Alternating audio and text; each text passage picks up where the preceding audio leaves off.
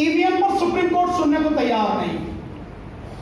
आज भी जिससे मैं आपसे बात कर रहा हूं, 3 पिटीशन सुप्रीम कोर्ट में पड़े और ये उस समय है जिस समय सुप्रीम कोर्ट अपने आप ये कह चुकी है 8 अक्टूबर 2013 के जजमेंट में पैरा नंबर 27 में कि ईवीएम से free, fair and transparent election संभव नहीं। इस देश में अदालतें नहीं है। जब तक आप ये नहीं मानोगे ना, तब तक आप अदालतों पर कहीं ना कहीं भरोसा करते रहोगे। इस देश का मीडिया खत्म हो चुका है। 3 लोगों के हाथ में है, अंबानी के और जी न्यूज वाले के, और अब जो बचा कुचा है उससे अडानी खरीदने जा रहा है। ये बीजेपी जो है ना, ये जो है इसका तोता क्या है? ईवीएम। ये ईवीएम जिस दिन खत्म हो गई, बीजेपी खत्म। 700 लोगों की जो अलीगढ़ में इजलास है, उस इजलास में उसी दिन जिस दिन पहले वो उसकी फेस की वोटिंग हुई 10 तारीख को, एनडीटीवी ने दिखाया था करीब 700 लोगों के बाद वोट काटे गए। कौन है जिनके वोट काटे गए हैं? या तो मुसलमान, या यादव, या एससी के लोग।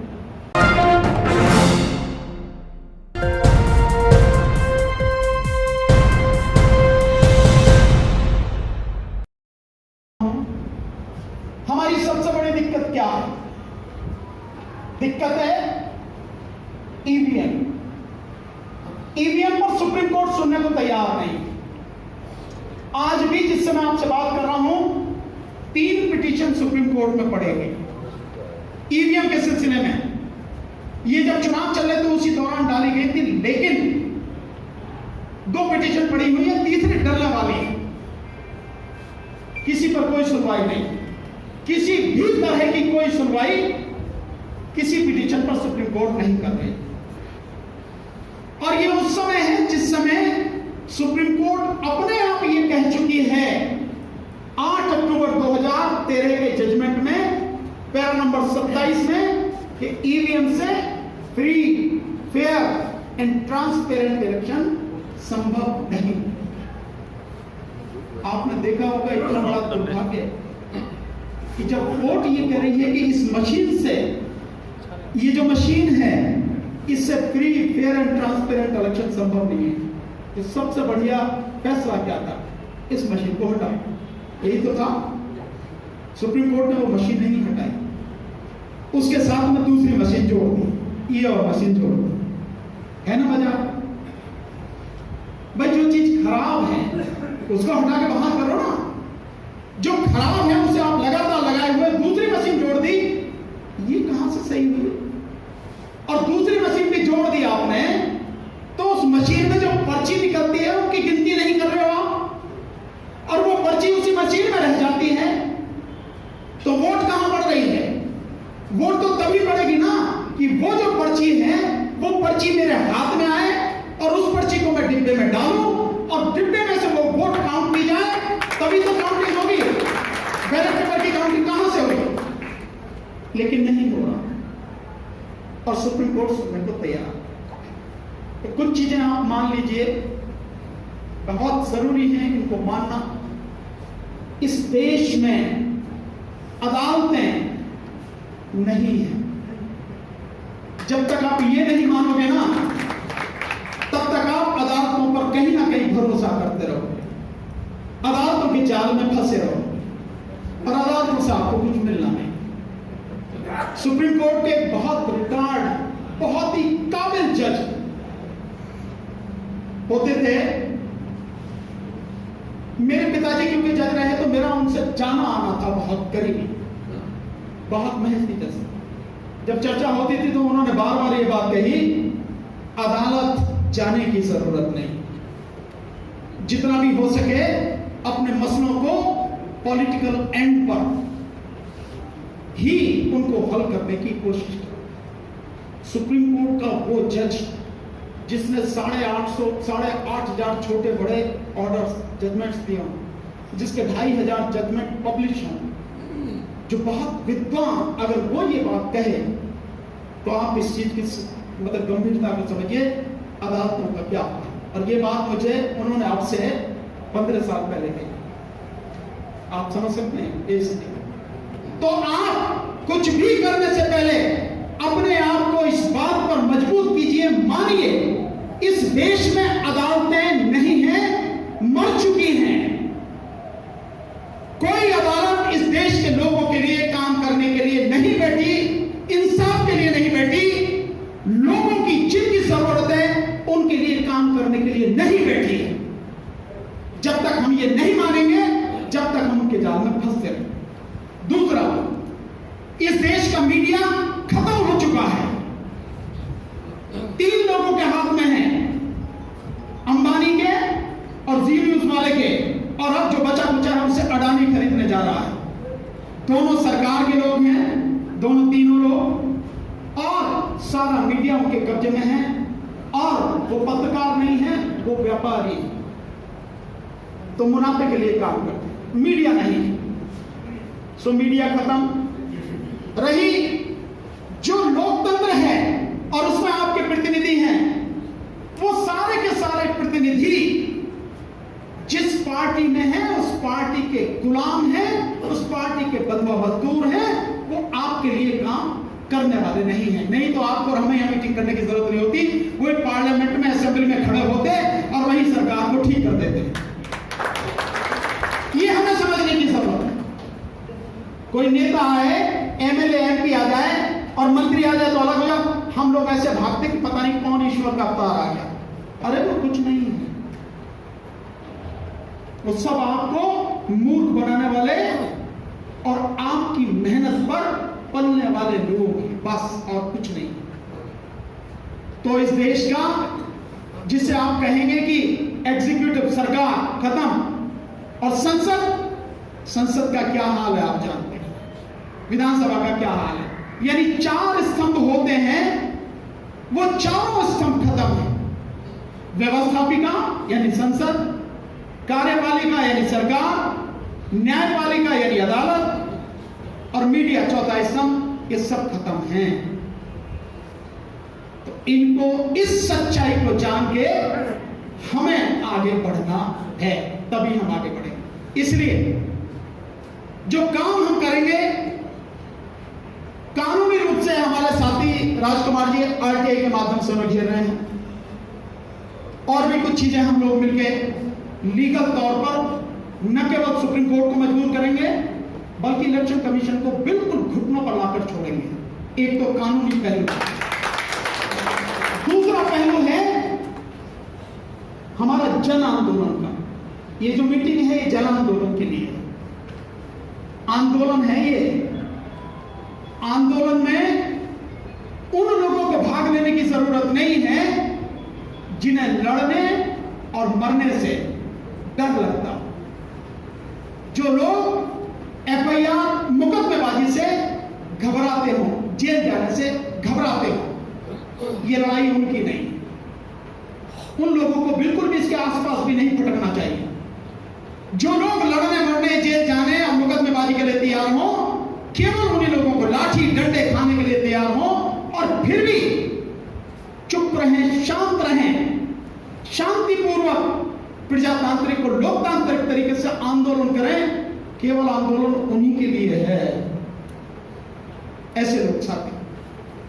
तो साथियों, जन आंदोलन, लेकिन इस जन आंदोलन के लिए तो हमारे सामने, क्योंकि सुप्रीम कोर्ट, मैंने जैसे बताया, सुन रही है, और सुनवाना सुप्रीम कोर्ट को ही पड़ेगा। क्यों? कि ये जो ईवीएम की समस्या है, ये केवल 2 जगह से सुलझेगी। ये आपको क्लियर होना चाहिए, 2 जगह से। एक, भारत की संसद, पार्लियामेंट, उसको अधिकार है कि जन प्रतिनिधित्व कानून 1951, उसमें संशोधन करके ईवीएम को लाया गया था कांग्रेस द्वारा, उसी में संशोधन करके इसको हटाया जाएगा। तो केवल संसद के पास ही अधिकार। दूसरा अधिकार किसी के पास है तो वो है सर्वोच्च न्यायालय के पास, सुप्रीम कोर्ट के पास, वो कर सकती है। तीसरा किसी के पास कोई अधिकार नहीं है। लोग इलेक्शन कमीशन की बात करते हैं, चुनाव आयोग की। चुनाव आयोग कुछ नहीं है, केवल नौकर है। जो संसद ने कानून बना दिया उसी के हिसाब से काम करेगा, उसकी और इससे ज्यादा औकात भी नहीं है। तो वो उससे लोगों को समझना चाहिए कि हमारी लड़ाई कहां होनी है, कैसे होनी। तो चुनाव आयोग कुछ नहीं, एक बड़ा भ्रम फैलाया जा रहा है। इंटरनेशनल कोर्ट ऑफ जस्टिस, अंतरराष्ट्रीय अदालत से, अंतरराष्ट्रीय न्यायालय से इस समस्या का समाधान हो जाएगा। राजकुमार जी, आप तो वकील हो ना, और यहां और भी साथी वकील हैं, और भी बहुत से साथी वकील हैं। क्या यह भारत और पाकिस्तान की लड़ाई है क्या? यह भारत और चीन की लड़ाई है? या हम अमेरिका से, रशिया से लड़ रहे हैं, या यूरोप से लड़ रहे हैं? नहीं ना। अंतरराष्ट्रीय अदालत में वही मुकदमे जाते हैं जो दो देशों के बीच होते हैं। ये ईवीएम का मुद्दा हमारे देश का अपना मुद्दा है, आंतरिक मुद्दा है। इसका किसी भी अंतरराष्ट्रीय अदालत से कोई लेना देना नहीं है। मैं बार बार समझाता हूं, लोग मानते नहीं हैं, क्योंकि बड़े बड़े बुद्धिमान लोग हैं। ये बड़ी अजीब स्थिति है। फिर भी मैं आपको बता रहा हूं, समझा रहा हूं, ये हमारा आंतरिक मसला है। तो इस आंतरिक मसले को हम ही को हल करना है, कोई दूसरा नहीं करेगा। तो हमें, आप और हम सब जानते हैं कि जिस भारतीय जनता पार्टी के खिलाफ हम आंदोलन शुरू करने जा रहे हैं, वो संसद पर काबिज है, लोकसभा में उसका बहुमत है, लेकिन उसका मैनेजमेंट ऐसा है कि राज्यसभा में उसका बहुमत न होते हुए भी हर बिल, हर कानून राज्यसभा में इतनी आसानी से पास हो जाता है जैसे उनका बहुत जबरदस्त बहुमत हो। इसका मतलब यह है कि जो आपके तथाकथित पार्टियों के एमपी हैं वो बिके हुए हैं, डरे हुए हैं, तभी पास होता है। तो कौन खत्म करेगा इसको? तो बीजेपी तो खत्म करने से नहीं रही। और वैसे भी एक कहानी सुनाता हूं, पुरानी कहानी है, सुनते रहते हैं कि कहीं एक बड़ा राक्षस था, बड़ा अत्याचार करता था, उससे कैसे लड़ा जाए, कैसे उसको खत्म किया जाए, समझ में नहीं आता। तो किसी ने बताया कि इसकी जान उस तोते में है, तोता पकड़ में आ गया, बस ये पकड़ में आ जाएगा। अब खोजा जाए भी तोता कहां है, तो तोता उन्होंने ढूंढ निकाला और तोता पकड़ के उसकी गर्दन मरोड़ दी, राक्षस खत्म। ये बीजेपी जो है ना, ये जो है इसका तोता क्या है? ईवीएम। ये ईवीएम जिस दिन खत्म हो गई, बीजेपी खत्म, पूरी तरह से खत्म है। इस ईवीएम को कौन हटाएगा? या तो केंद्र, मतलब देश की पार्लियामेंट या सुप्रीम कोर्ट। पार्लियामेंट हटाएगी नहीं, क्योंकि उसके लिए तो जिंदगी मौत का सवाल है। तो फिर कौन हटाएगा? वो हटाएगी देश की अदालत। और देश की अदालत सुनती नहीं, कहने के बाद भी नहीं सुनती। वो अदालत सुने, वो अदालत इस मुकदमे को सुनने और इस पर फैसला देने के लिए मजबूर हो, उसके लिए आंदोलन, और साथ में इस देश की जनता ईवीएम के विरोध में है, ये सबूत चाहिए। और उस सबूत के लिए ही हम शुरू कर रहे हैं हस्ताक्षर अभियान। हमने शुरू किया था 6 महीने पहले इस चुनाव से, लोग समझते नहीं। लोगों को कई बार दिक्कत ये थी कि भाई ये जो हमारा जो फॉर्म है इस पर पार्टी का नाम लिखा हुआ है। अब यार पार्टी का नाम लिखा हुआ, तो जब हमारी पार्टी शुरू कर रही है तो हम अपना नाम तो लिखेंगे भाई।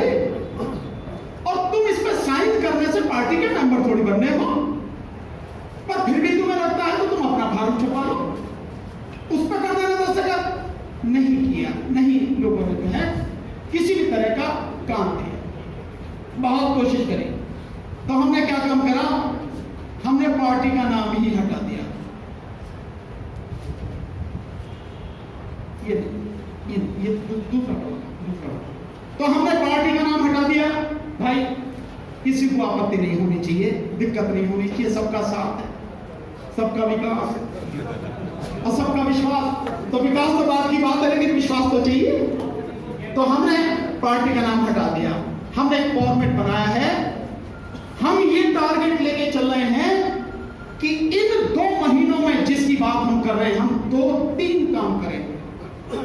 एक, ये जो ईवीएम के विरोध में हस्ताक्षर अभियान वाला फॉर्म है, ये फॉर्म, इसमें हमने कहीं कोई पार्टी का नाम नहीं रखा। आगे पीछे 25 लोगों के साइन होने हैं। तो सबसे पहले हम इस पर साइन कराएंगे, और देश में 90 करोड़ मतदाता हैं, तो 50 करोड़ मतदाताओं के साइन कराने का टारगेट 2 महीने में हम लोगों को अचीव कराएंगे, ताकि उस सुप्रीम कोर्ट को यह कह सकें कि कानूनी रूप से ही नहीं, अगर तुम्हें कानून समझ में नहीं आता तो इस देश की आधी से अधिक आबादी जो वोटर है वो नहीं चाहता कि इस देश में ईवीएम से चुनाव हो। और अभी तक मरा नहीं है, जिंदा है प्रजातंत्र। और प्रजातंत्र कहता है जो बहुमत का फैसला होगा वही माना जाएगा, इसलिए सिग्नेचर चाहिए। दूसरा, बीजेपी ने धांधली करी, उत्तर प्रदेश में बड़े पैमाने पर नाम काटे। एक जगह से राजकुमार जी इस बात के गवाह हैं, उन्होंने बहुत जबरदस्त तरीके से काम किया है। एक बूथ से 50 से लेके 100, कहीं 150, 200, और मुझे जो जानकारी मिल रही है पूरे गांव के नाम काट दिए गए। 700 लोगों की जो अलीगढ़ में इजलास है, उस इजलास में उसी दिन, जिस दिन पहले वो उसकी फेस की वोटिंग हुई 10 तारीख को, एनडीटीवी ने दिखाया था करीब 700 लोगों के बाद वोट काटे गए। कौन है जिनके वोट काटे गए हैं? या तो मुसलमान, या यादव, या एससी के लोग, केवल इन्हीं के लोग वोट काटे गए, और किसी के नहीं काटे गए। तो देखिए काम कैसे किया, इनके वोट काटे गए, और जो उनके अपने हैं फर्जी वोट वो बढ़ाए गए, और इसके अलावा पैसे देकर निशान लगवा दिए उंगलियों पर, बूथ तक जाने नहीं दिया गया ताकि वोट ना पड़े, और फिर ईवीएम में गड़बड़ी, और फिर प्रशासनिक गुंडागर्दी। इस लेवल पर बीजेपी ने काम किया। तो हमने एक प्रोफार्मा है, क्योंकि हम कह रहे हैं, लेकिन सबूत क्या है? सबूत तो होना चाहिए। ये परफॉर्मा भी हम आप साथियों को देंगे, जिसमें लिखा है जिनकी वोट काटी गई है उनका हमारे पास ये बताएं क्या क्या, जिले का नाम, किस जिले का है, लोकसभा क्षेत्र क्या है, विधानसभा क्षेत्र क्या है, बूथ संख्या क्या है, भाग संख्या जिसे बोलते हैं, बूथ संख्या क्या है जहां की वोट काटी गई, और पोलिंग स्टेशन का नाम क्या है, और उसके बाद मतदाता का नाम, उसकी जाति और धर्म। इसी से तो पता लगे कि किसके काटे गए हैं, जाति और धर्म से। और उसके बाद उसके पिता या पति का नाम और पता, और फिर उसका वोटर आईडी कार्ड होगा। अगर इलेक्शन कमीशन ने किसी को वोटर आई कार्ड दिया है, इसका मतलब वो वोटर है ना, फिर उसकी वोट कैसे कटेगी? इसलिए वोटर आई कार्ड होगा।